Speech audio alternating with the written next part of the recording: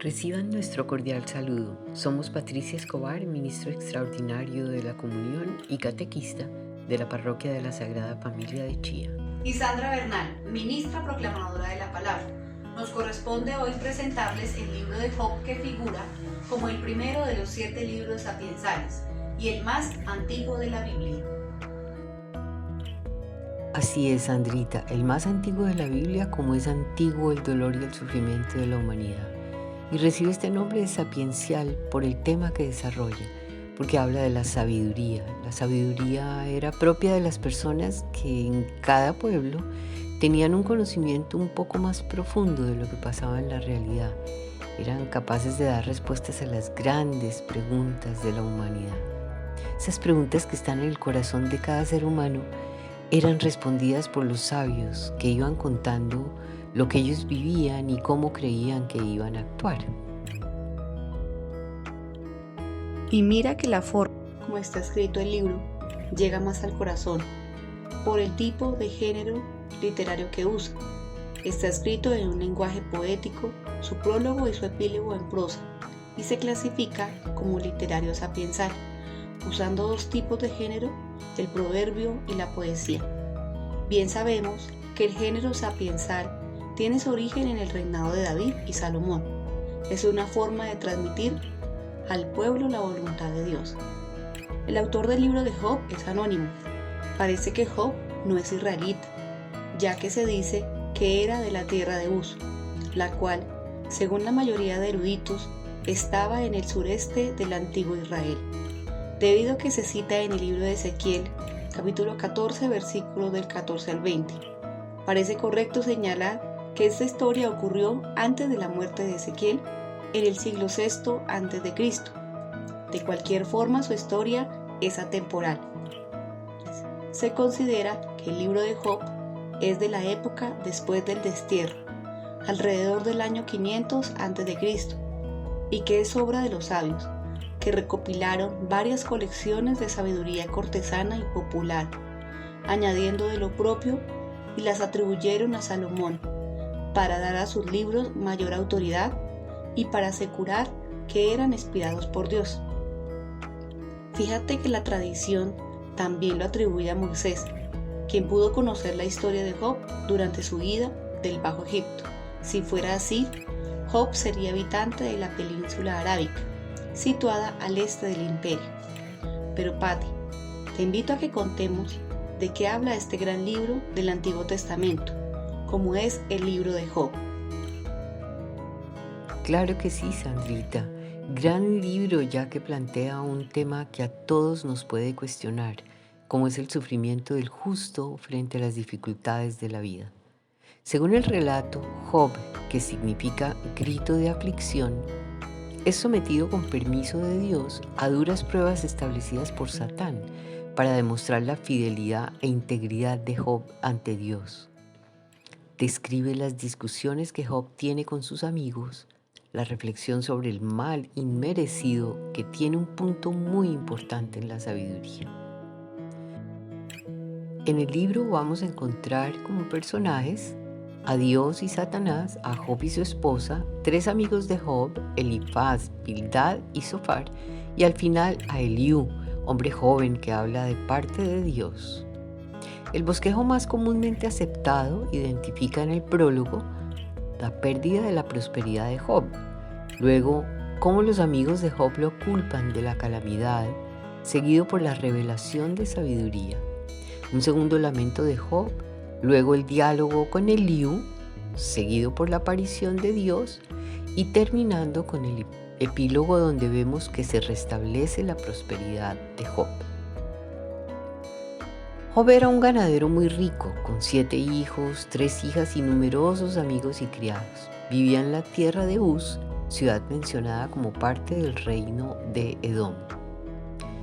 Satán se presenta ante Dios argumentando que el amor que Job le profesa era por causa de sus bendiciones y no porque realmente lo ame. Dios concede a Satán el probar la integridad de Job, donde podía tocar sus bienes, familia, ganado, entre otras cosas, menos su vida. A partir de ello, Satán acecha a Job y le causa múltiples desgracias, tales como enfermedades, el ataque a sus criados, la muerte de su ganado, la pobreza, el repudio de su mujer e incluso la muerte de sus hijos. Job establece 3 diálogos con sus 3 amigos, en los que estos tratan de justificar los actos de Dios. Sostienen que un hombre no puede llevar la razón frente a Dios y que quizá Job haya hecho algo malo. Job pide a Dios que le revele su falta, que desea discutir con él. El otro personaje, Eliú, enfadado con los otros 3 hombres porque al no haber conseguido responder a Job, habían dejado a Dios como culpable, deslegitimando las quejas de Job. Tras esto aparece Dios, quien a través de una serie de interrogaciones retóricas le hace ver a Job que no sabe nada, para concluir diciendo: «Cuanto hay bajo el cielo es mío». Job reconoce haber hablado sin entender las maravillas que superan a su comprensión y se arrepiente. Dios deja traslucir su enfado hacia los 3 hombres que no han hablado rectamente de él, y en cuanto a Job, restituye y aumenta sus bienes, dándole una vida larga y próspera. Terminadas las pruebas, Job continúa siendo fiel a Dios, y a pesar de todo lo ocurrido, sale triunfante, por lo que le es restituida su anterior felicidad, con más del doble de lo que tenía. Una de las preguntas más básicas con la que cualquier persona de fe debe luchar es: ¿por qué le suceden cosas malas a las personas buenas? El libro de Job da un relato de un hombre justo que respondió fielmente a pruebas difíciles. La experiencia de Job nos invita a meditar en preguntas difíciles acerca de las causas del sufrimiento, la fragilidad de la existencia humana y las razones para confiar en Dios, incluso cuando la vida parezca injusta.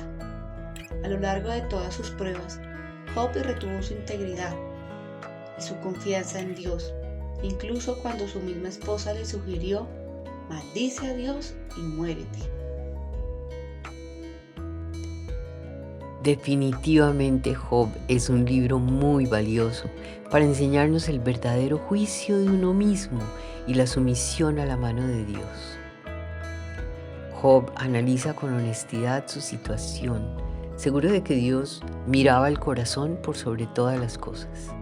Es decir, que se puede mantener la fe incluso en los momentos más penosos y en las circunstancias más injustas, porque eso es lo que Dios espera de nosotros. El autor bíblico no pudo profundizar más en la solución del problema porque no disponía de las teorías de premios y castigos en otra vida, que solo llegarían más adelante. Pues mira qué interesante. Aunque Job era el hombre más justo de la tierra, Dios permitió que sufriese intensamente bajo la mano de Satanás. Sus 3 amigos asumieron que para merecer un sufrimiento tal, Job debía haber sido culpable de un pecado escondido flagrante, y sus discursos de ellos buscan suavemente al principio y luego más cruelmente arrancarle una confesión al respecto. Job alega su propia inocencia y siente que los tratos de Dios para con él no tienen ninguna razón de ser, y sin embargo, este preciso sentimiento indica la razón por qué fue necesario que Dios derribase la orgullosa justicia propia de Job. Y las palabras de Eliú afectan de tal forma la conciencia de Job que les deja sin respuesta. Eliú es un tipo que, a la manera del Señor Jesús, es el intérprete de los caminos de Dios. Dios señala a Job muchas maravillas de la creación que demuestran que la sabiduría del Creador debe ser infinitamente más alta que el concepto del hombre, y que en comparación la sabiduría del hombre es una ignorancia patética. Job toma en serio las lecciones envueltas en esto y dice: «Me aborrezco y me arrepiento en polvo y ceniza». Este es el gran punto decisivo, donde vemos que al final Job es bendecido más que nunca. Mira que nuestra reflexión nos lleva a pensar que ya que todos nosotros en un momento dado nos podemos sentir como Job, este libro ofrece un análisis conmovedor de algunas de las preguntas más difíciles de la vida. Kierkegaard, filósofo existencialista moderno, nos dice de este libro: en todo el Antiguo Testamento no hay una figura a la que uno se acerque con tanta confianza, franqueza y alivio como a Job, porque en él todo es tan humano. Nadie en el mundo ha expresado como él la pasión del dolor. Por otra parte, y mejor aún, el Nuevo Testamento también responde a las angustiosas quejas de Job con 2 versículos de San Pablo, en Romanos 8, 18 y Colosenses 1, 24. En uno se afirma que los sufrimientos, por grandes que sean, palidecerán ante la gloria de la vida eterna. Y el otro dice que las penas del hombre no son nada en comparación con los dolores que sufrió nuestro Señor Jesucristo. Bien, en el contexto de la tradición católica, Job es considerado santo. La Iglesia Católica lo acoge como modelo de santidad y entra en el santoral, siendo festejado el día 10 de mayo. Muchas gracias.